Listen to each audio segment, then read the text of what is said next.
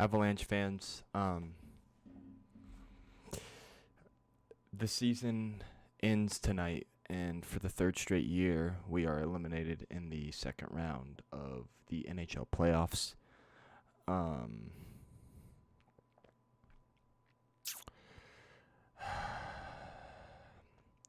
It's just disappointing, you know. You're the favorite to win the Stanley Cup, and you lose 4 games in a row after winning your first 6 in a row. There's a lot that I'd like to say and a lot that I'm going to forget in this video. But I do want to say that I'll be making a lot of off-season content covering the expansion draft and also covering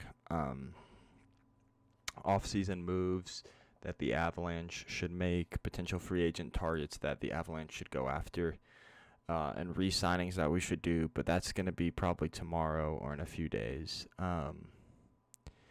But yeah, so here are my end of the season thoughts that I just came into my mind like right after we lost. Yeah, let's go ahead and get started. The first thing is does Jared Bednar need to go? I do want to say I like Jared Bednar as a head coach, but the fact that he was starting Patrick Nemeth over Bowen Byram this whole playoffs, or ever since Bowen Byram fully recovered, to me is absolutely absurd. This past game, Nemeth gives up the puck, which leads to the 4th goal that the Knights get, which was the game-winning goal, which sealed the deal. And then he had a couple more turnovers. And to me, I don't know how you play Nemeth over Byram and you don't get Byram playoff experience for next year. It's just tough. It's tough, you know. I would understand this move is if Byram hadn't played 10 games yet, but the fact that he has played more than 10 games is the first year of his contract is up now, so he's got 2 more before we need to sign him to a longer term deal. And this move was just questioning me throughout the series, and yeah, so I do like Jared Bednar. I wouldn't be mad. I'm perfectly okay as if he comes back as head coach. But if there is a better option to bring in as the head coach, maybe that has to be the move. But I do like Bednar as a head coach. Just this one move is really making me question Jared Bednar as a coach. Next is changes next season. First off, with Nazem Kadri, he won't be suspended at the start of next season, as he served all 8 games of his suspension. But does Kadri need to go? Because I hope he cleans this up, and if he does clean it up, I would love him to stay on the team. But just the history he has is Joe Sakic and management going to be okay with this? I don't know how the management and Joe Sakic is gonna deal with this. If they want to keep Kadri, I wouldn't be mad. Just tell him to clean up his antics. But you know, it's just tough. We needed him this series as a second line depth scorer. Burakovsky didn't have a great series. Donskoy had a great series, but Saad had a great series too. But man, it's just tough when. And then Ryan Graves is someone I hope we expose, and I hope Seattle takes him. Eric Johnson said he was going to move his no-wave clause for the expansion draft, so I expect the 3 picks, obviously, to be Makar, because we're going to sign him to a long-term contract. Gerard, who had a rough game today, and I hope we protect Devon Taves. I think that those 3 should be the defenders we protect.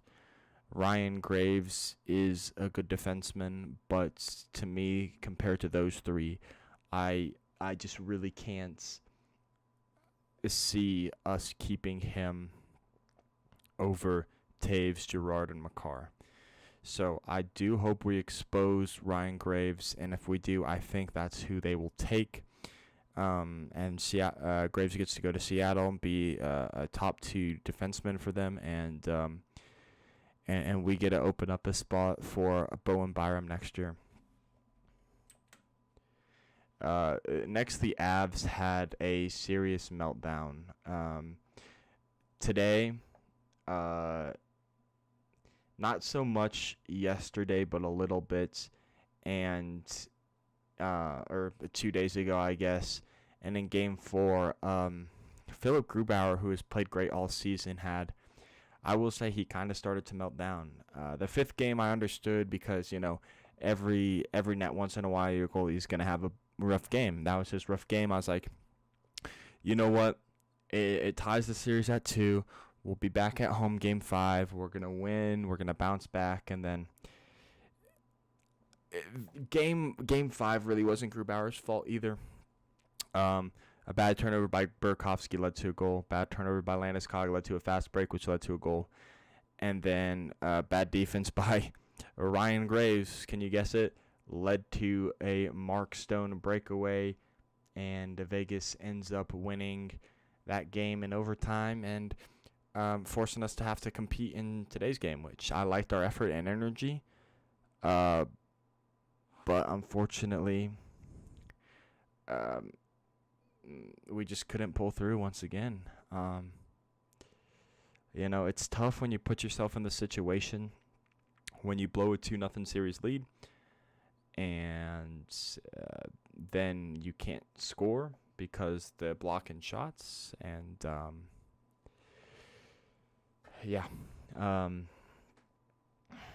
Vegas played a great game.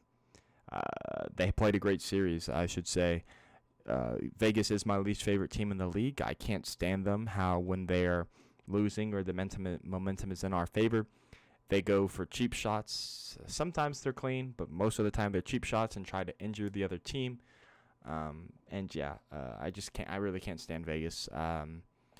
But they outplayed us blocking shots. Fleury is amazing. I'm going to be rooting for the Canadians to win it all this year. I am an American, but I will be rooting for the Canadians. I am from Colorado, obviously. And, just a meltdown ever since we won those 2 games. Ever since the end of the first period in Game 2, we honestly started to have that meltdown. As some playoff disappointments were Andre Burakovsky, who got his first goal in the playoffs and would be his last, as we won't be playing any more games in the playoffs. Andre Burakovsky, I think, is a phenomenal player. I think he is a great depth scorer. I really like Burakovsky, and I hope he's an AV for a long time. And same with Samuel Girard, who we'll get to later. But Burakovsky had a rough playoffs. I won't lie, he had a rough playoffs. He turned the puck over a lot in our own zone. Obviously, a crucial one in Game 5, leading to the Vegas goal. And then, Samuel Girard didn't play too great last game, or I guess Game 6. He wasn't like himself, and I wonder if some of our guys were playing hurt. I really do. I'm just so disappointed. I had so high expectations for this team.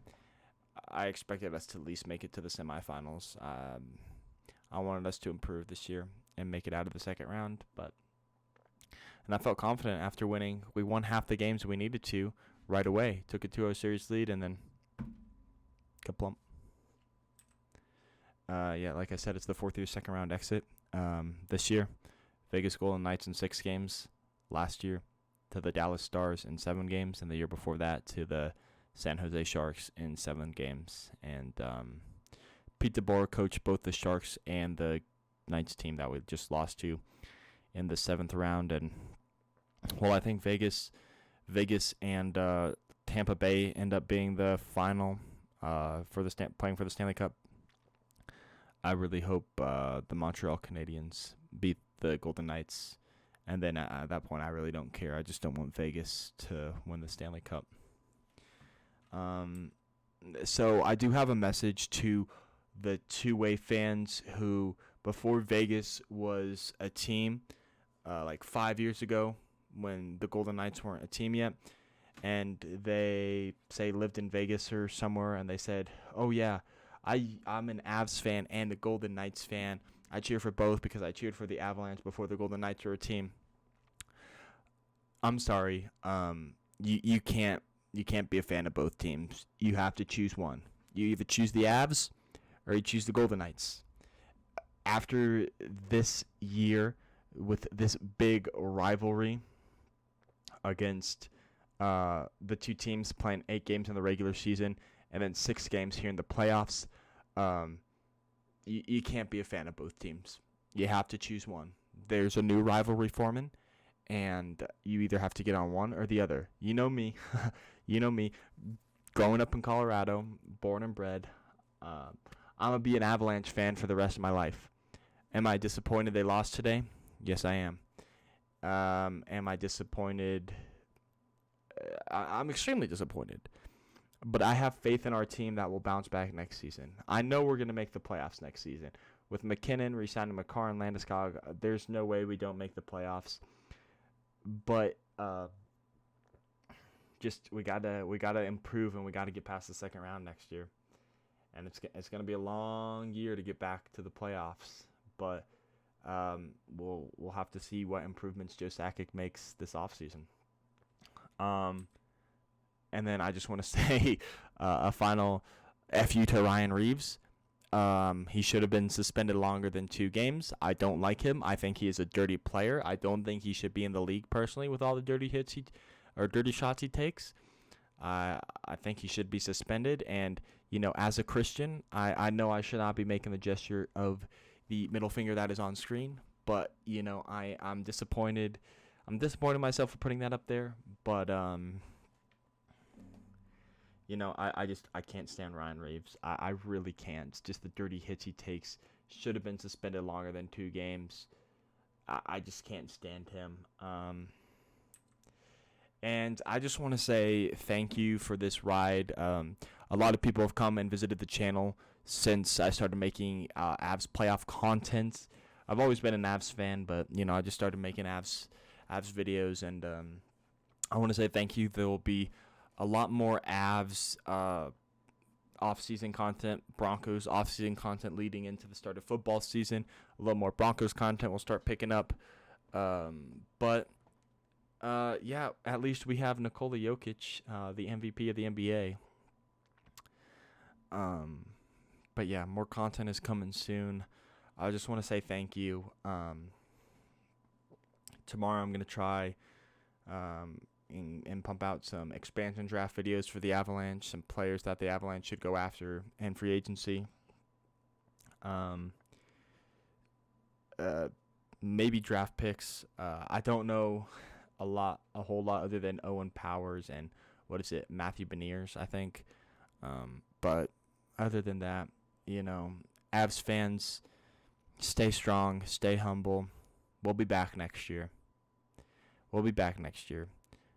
As long as we got McKinnon, and McKinnon said he wants to be here and he's going to take a deal or a discount deal to win with this team. As long as he's in Colorado, I have faith in this team. It's just frustrating getting bounced in the second round of the playoffs for 3 straight years. Maple Leafs fans, I know how you feel. Even though you've been bounced in the first round, I know how you feel. It's just disappointing.